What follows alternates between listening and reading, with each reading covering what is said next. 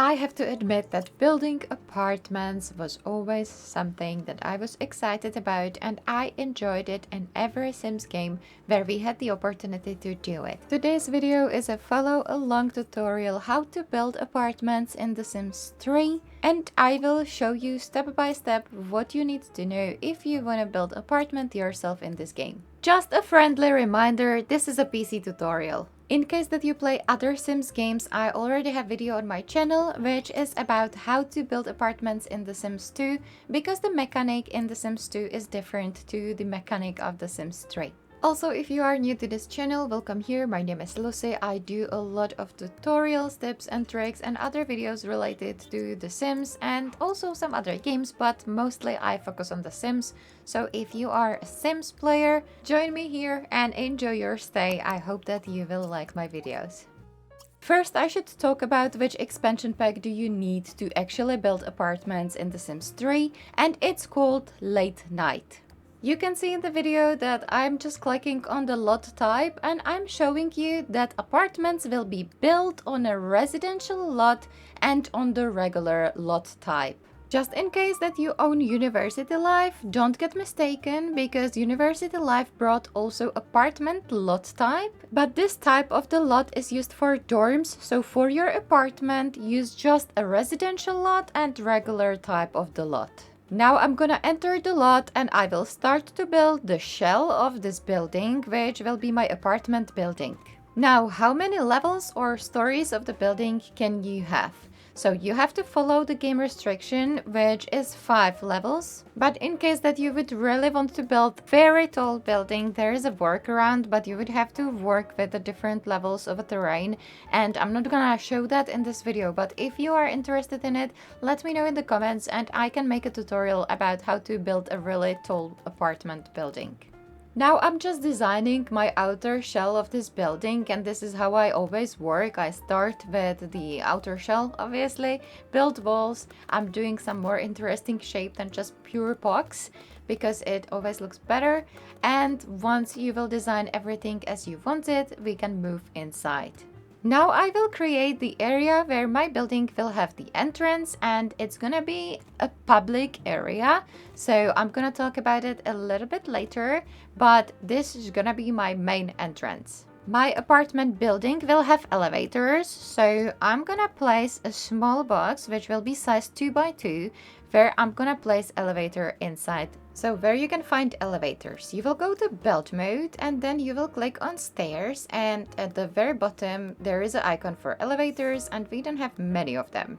You can at least change the style how they look, and now as you can see I'm placing that in that little box that I designed for the elevator. Now I will close this little space which happened to be next to my elevator, and we will use that space for something else a little bit later.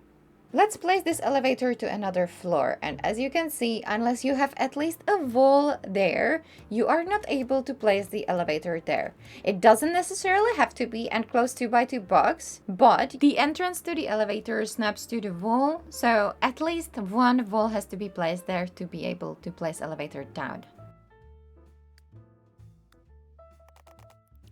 Because I have elevators, I technically don't need stairs, but I still want stairs, so place them somewhere where you will have a public area for your building.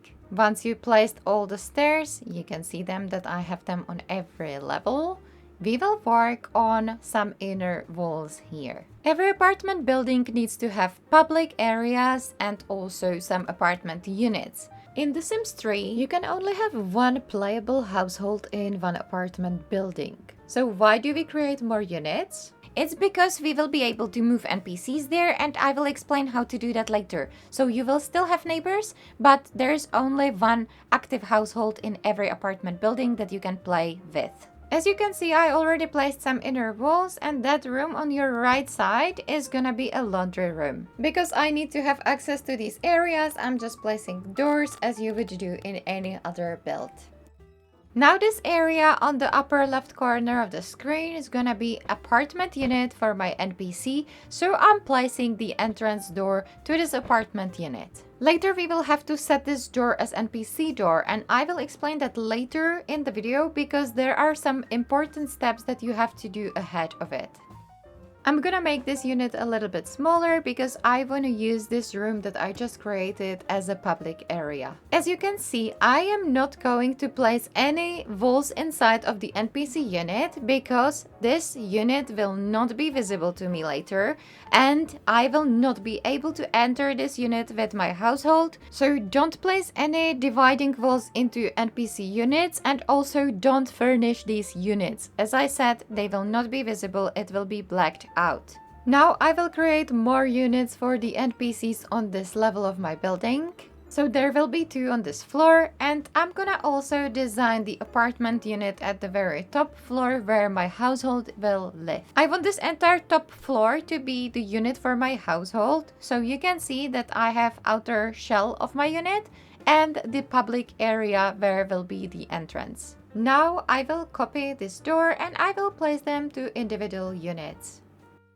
I usually do those steps first and then I go back and finish the outer shell of my building when I already know where the units are, just to give this building a little bit more interesting shape. But this is just my order how I build apartment building. Now let's go back to my apartment unit where my household will live, and I'm going to design the inside walls.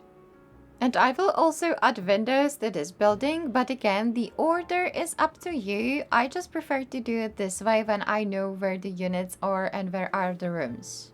Now I'm also working on the exterior, I'm painting the building, but again, this order is my order, how I prefer to do things. But you can definitely do this first and then you can design the inner walls. This is just the way how I prefer to do things. Every apartment unit should have only 1 entrance to not confuse the game. But for interior doors, you can use basically any door that you like. So there is no restriction to that. Now, when I was designing this apartment building, I said there will be public areas and there will be units. So this area will be used as a laundry room. And your sim will be able to come here and do their laundry, so that means that you're saving space in their apartment unit that you don't have to use for this specific room, and you're also saving them money because whatever you place in a public room will not be included in the cost of your apartment unit. I also built them gym, so my sims will have access to the laundry room and to the gym, and they will not have to pay for this equipment. Now, very important thing which you should include in your building in case that you're using elevators. We will have to place a call box, and there are 2 in the game, and they came both with the late night expansion pack.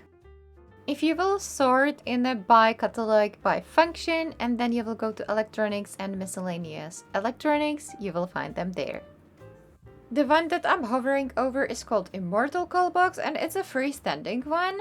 But you can also use the second one, and the second one is directly mounted on the wall. Because we have elevators in this building, we need Callbox, because any visitors who will come to this lot will not be able to use elevators autonomously. Thanks to the Callbox, they will be able to buzz your apartment and ask for a permission to enter. I do have a staircase in this building, so technically I didn't need a Callbox. But if you have elevators only, this is essential item. And your household can also use a Callbox to call their neighbors. Now, if you remember, I created this tiny little room next to the elevator. The item that I'm going to place here is not essential, but I feel like for apartment buildings, it is something that it makes it look nicer and also works. Every residential lot comes automatically with a mailbox and also with a trash can. But I want to place on this wall a trash chute.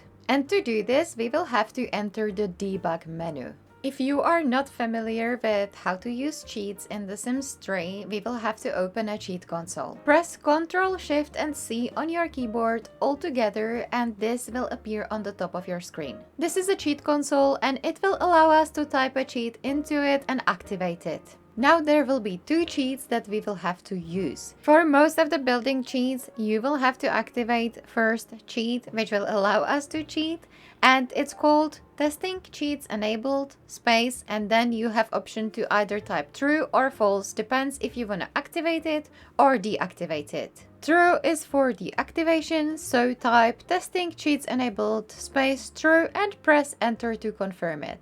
Now we will have to activate the debug menu, so we will open the cheat console again and then we will type there by debug space on and confirm with enter. Because I was activating this cheat when I was in a buy catalog, you can see that it immediately opened the debug menu. And this extra icon of the question mark appeared in my menu. But you can always access the debug menu as well if you will go to sort by function, and then you will see the debug icon literally above all the icons that you would normally use. Debug menu has a lot of items that you don't normally have access to, but for apartment buildings, it is essential to work with the debug. As you can see, I am activating late night objects in the filters, so it's easier for me to find this Barney's trash chute. And now I'm gonna place it on the wall here, so that tiny little room will serve as a chute room. Always place it in public areas. I don't like the color of this trash chute, so I'm gonna adjust that with create a style.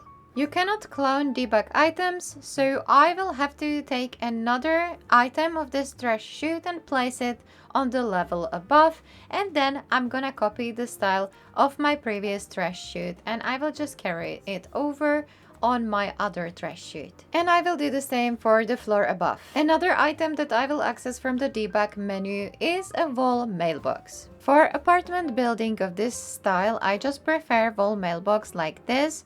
So you can just grab this item and place it on any wall which is in a public area. You can only have one mailbox at your lot, so once you will place this mailbox down, the original mailbox which came with your lot will disappear. You can see that the trash can is still there, and that's because even if you place trash chute, you will still have to keep the trash can on your lot. It's for certain gameplay mechanics. But you can definitely move the trash can, and I will do it later. You can change the color of your mailbox, so I'm just copying the style that I like, and we will move on. Because I have a trash chute and a mailbox, I just moved back to my apartment unit and now I'm furnishing that for my household. So here, whatever you will place, that's what your household will pay for. So bear in your mind that if you want to have a cheap apartment, you have to keep the price low. I'm done with furnishing and I also placed some objects on the roof. I'm moving this trash can for now from my line of sight and we will get to it a little bit later. I'm also including a parking space here, so my household who will live in this apartment building will be able to click on it and purchase vehicle. And as you can see, it's fully functional, so don't worry about that. Your household can still have a car even if you live in an apartment building. Now let's go back to the trash can, and because I'm building apartment building, I want to have a big dumpster. So we will still keep the original trash can and I'm gonna place a dumpster here and I will make a dedicated area for the dumpster and my trash can. Now here comes the optional step, but this can save you some time later. So far this building serves as the house for one household and it's not turned to apartment building yet. To do that, we will have to access the debug menu again and we will have to place markers for the public and hidden rooms. Once you will have those markers in your building, you will no longer be able to edit freely any units and any areas unless you use a specific cheat. So you can save a copy of this building to your library and then it's gonna be easier to edit that. And if you don't know how to do it, we will enter edit town mode and then we will click on the lot and then click this icon, save copy to library. And now you have your lot saved in your library, so you will be able to access that later. Now the big step where we will design these areas to be public and hidden rooms. We will have to access the debug menu again. Then I will go to miscellaneous objects. And after that, I will expand the menu and then I will click on a filter and filter by base game only. This is the easiest way how to find public and hidden room markers. And this is what you are searching for. It is silver ball or globe and it's called public room marker.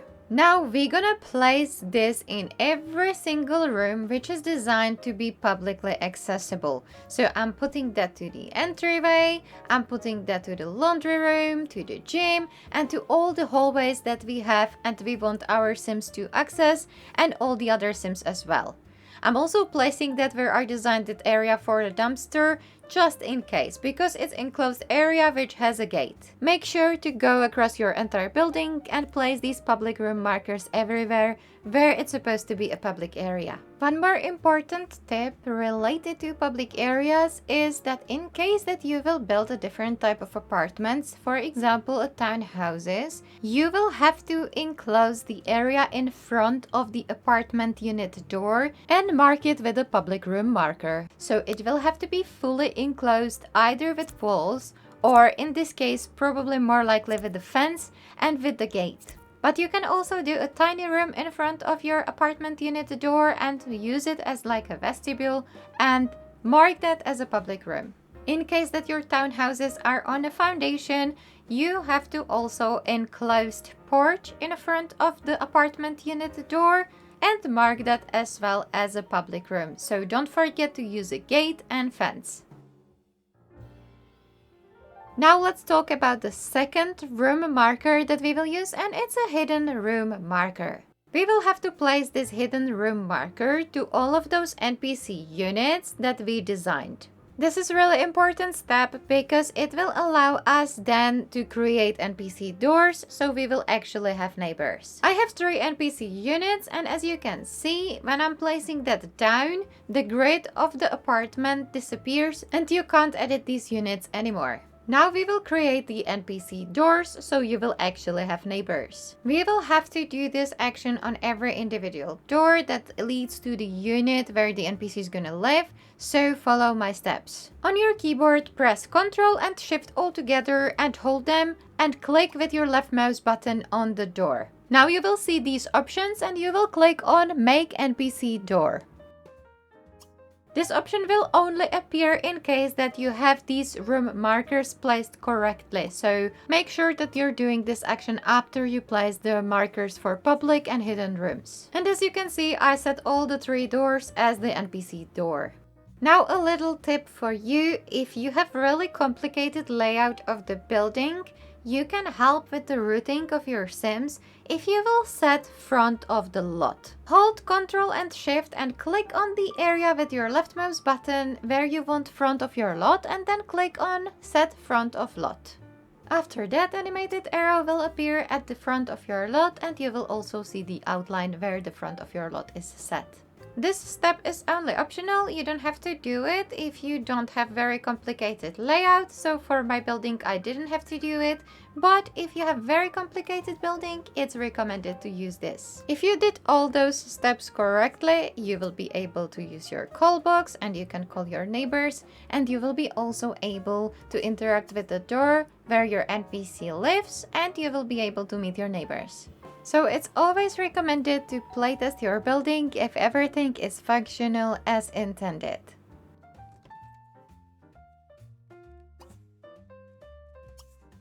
You can see that my Sim is able to use these public rooms, so she is just doing her laundry and she will be also doing workout in the gym. Now I will give you one more cheat that you may find useful when you're building apartment buildings, because this will allow you to edit units even after you placed public and hidden room markers. Open the cheat console again with CTRL SHIFT C and then type this cheat. Restrict build by in buildings altogether space off. And press enter. Remember that for this cheat you still have to have activated testing cheats enabled true before you will be able to use it. Now you will be able to manipulate with the objects which are outside of your unit and you will have no restrictions.